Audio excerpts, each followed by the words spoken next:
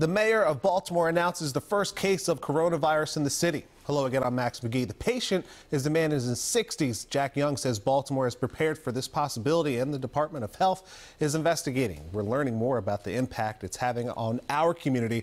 Within just the last few hours, Maryland casinos say they'll start cutting customer interactions on the gaming floor. This picture shows a sign of the entrance at Live Casino. It asks if you're not feeling well to come back when you do. Starting Monday, 5 casinos across Maryland will get rid of chairs at some of the slot machines and table games to reduce the amount of customers by 50%. Plus, we've learned also the Archdiocese of Baltimore is canceling all public masses until further notice. WJZ investigator Mike Helgren is live outside the Basilica of the Assumption with more from the Archbishop on the decision. Mike. Max, the Archbishop said he didn't make this decision lightly, that he consulted with healthcare professionals. There's a sign outside the Basilica here that reads, "Mother Mary of the Sick, pray for us."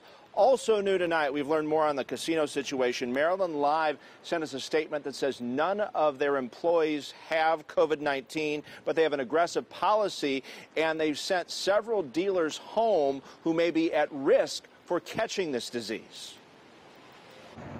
Some people were still out and about at the Inner Harbor as Baltimore recorded its first case of the new coronavirus, something the mayor said repeatedly over the past week the city was prepared to handle. The coronavirus is our top priority.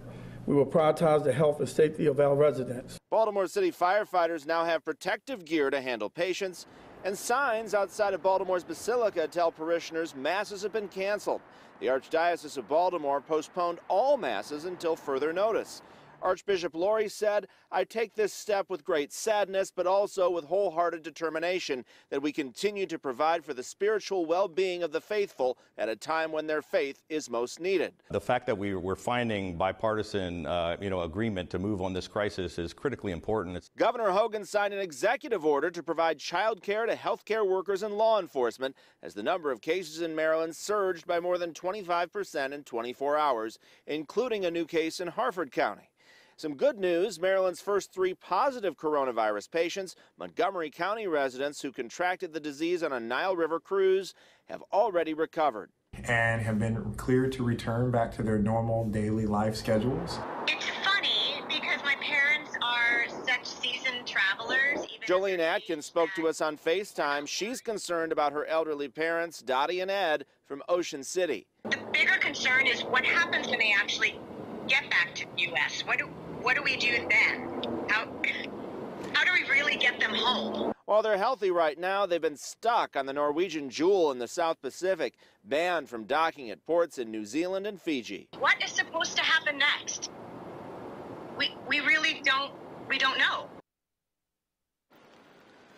We'll keep you updated on her case. And as for the situation at Mass, it will be live streamed if you want to tune in on the Archdiocese website. Reporting live in Mount Vernon, Mike Helgren, WJZ.